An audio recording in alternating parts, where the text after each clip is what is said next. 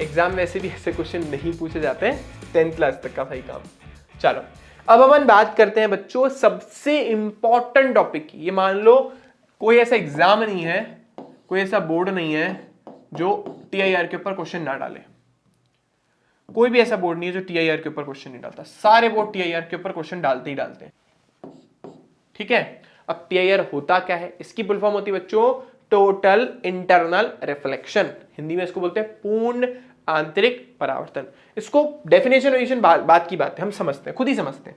भाई मान लो ये हमारा जल है, जल से भरा हुआ टब जिसमें ब्लू ब्लू पानी है, ठीक है ना। तो ये हमारा जल है और ऊपर क्या है? वायु। अब मान लो वही कॉइन रखा हुआ है नीचे, ये आप यहां पे खड़े हो, ठीक है। अब यहां खड़े हो, छोटे से बन गया, बिल्कुल छोटे से ना, डोरेमोन के गैजेट से आप मिनी साइज के हो गए बिल्कुल। तो अब प्रकाश जो है आपका ऐसे जाता है, गया भाई।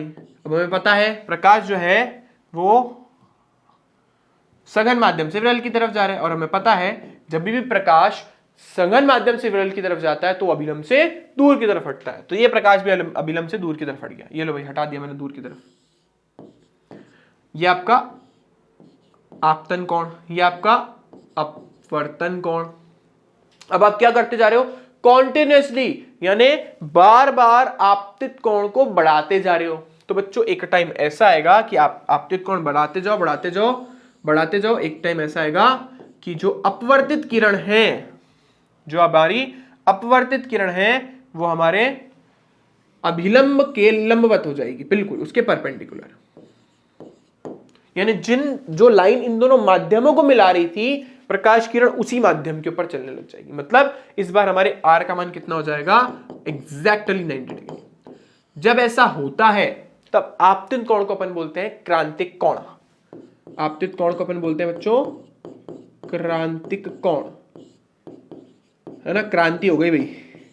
इसको इंग्लिश में बोलते हैं बच्चों क्रिटिकल एंगल, इसको अंग्रेजी में बोलते हैं क्रिटिकल एंगल।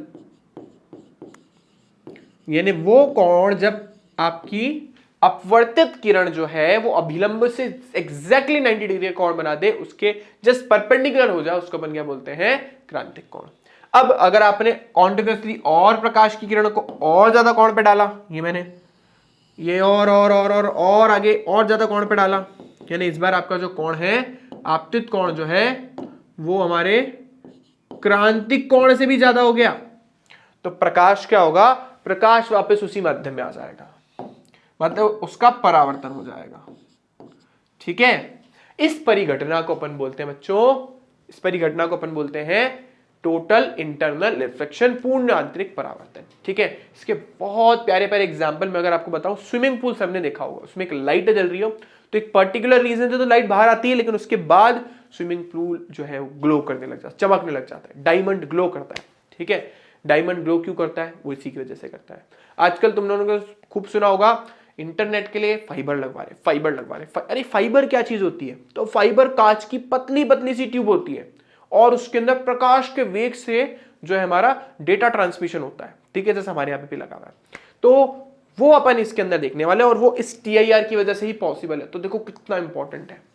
तो बच्चों आई होप सबको समझ आया होगा कि आप क्या कर रहे हो, सघन माध्यम से विरल माध्यम में जा रहे हो, और प्रकाश की किरण के अंदर जो प्रकाश किरण आप डाल रहे हो उसमें आपतन कोण कॉन्टिन्यूसली बढ़ाते जा रहे हो। तो आपने आपतित कोण बढ़ाया तो एक समय ऐसा आया कि जो हमारी अपवर्तन कोण था वो 90 डिग्री का हो गया। उस कोण को अपन बोलते हैं क्रांतिक कोण, क्रिटिकल एंगल। और अगर आपने प्रकाश इससे भी ज्यादा कोण पे डाल दिया तो उसको अपन क्या बोलते हैं? पूर्ण आंतरिक परावर्तन। तो यहां से हमें पूर्ण आंतरिक परावर्तन की दो इंपॉर्टेंट कंडीशन समझ आती है। पहली कंडीशन, जो प्रकाश है वो सघन से विरल में जाना चाहिए।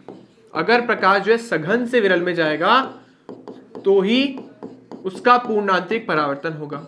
दूसरा, जो आपतित कोण है वो हमारे क्रांतिक कोण से ज्यादा होना चाहिए। अगर ये दो कंडीशन सेटिस्फाइड हो जाए तो उसका टीआईआर हो जाता है, वो प्रकाश वापस उसी माध्यम में लौट के आता है, बाहर जाता ही नहीं। ठीक है, तो चलो अब डेफिनेशन पढ़ लेते हैं।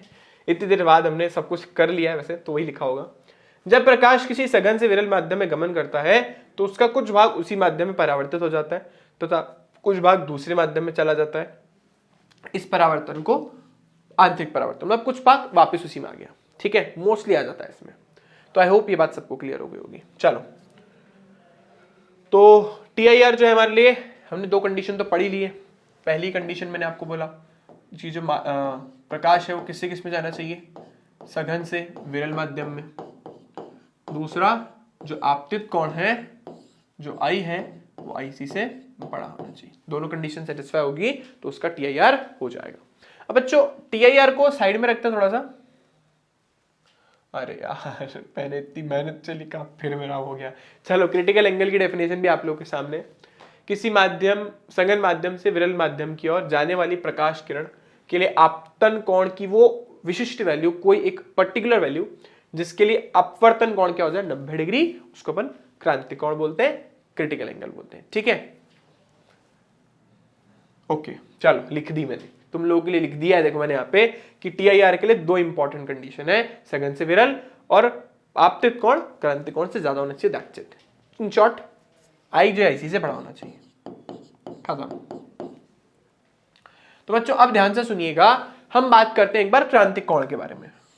तो देखो बच्चों, क्रांतिक कोण में क्या होता है, क्रांतिक कोण में I जो है IC के बराबर होता है, यानी हमने जो आपतित कोण मतलब जो आपतन कोण है वो क्रांतिक कोण के बराबर है, और जो R है वो 90 डिग्री के बराबर है, ठीक है। तो पीछे वापस जाता हूं मैं, इसके अपवर्तनांक को बोलता हूं N2, इसके अपवर्तनांक को बोलता हूं N1,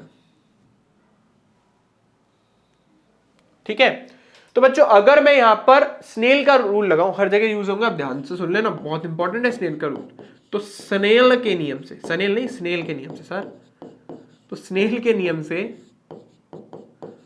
हम बोल सकते हैं, क्या बोल सकते हैं भाई, sine I upon sine R किसके बराबर होता है। देखो मैंने आपको पहले बोला था, जिससे जिसमें जाती है, भाई मान लो एक माध्यम से दूसरे माध्यम में जाती है तो दूसरे का पहले के सापेक्ष निकालते हैं। अभी दूसरा माध्यम कौन है, दूसरा माध्यम हमारा था N1 और पहला माध्यम कौन था N2, तो अपन लिखेंगे यहाँ पे N, दूसरे का पहले के सापेक्ष, दूसरा कौन है, पहला है, मतलब वायु वाला, और ये 2।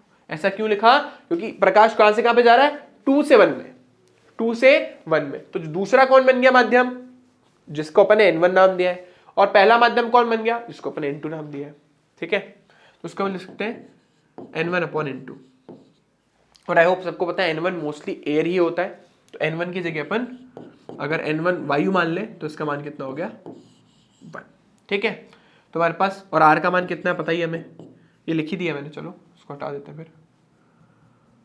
तो ये सारी वैल्यू अगर मैं यहाँ पे रख दूं तो यहाँ पे हो गया साइन IC अपॉन साइन 90 बराबर N1 का मान कितना है, N1 का मान है 1 और N2 का मान अपने को पता नहीं, तो हमें मिला साइन IC, और साइन 90 का मान तो आएगा सबको पता ही है, चिल्ला चिल्ला के बोल रहे होंगे बच्चे, 1 होता है। तो हमारे पास आ गया रिलेशन।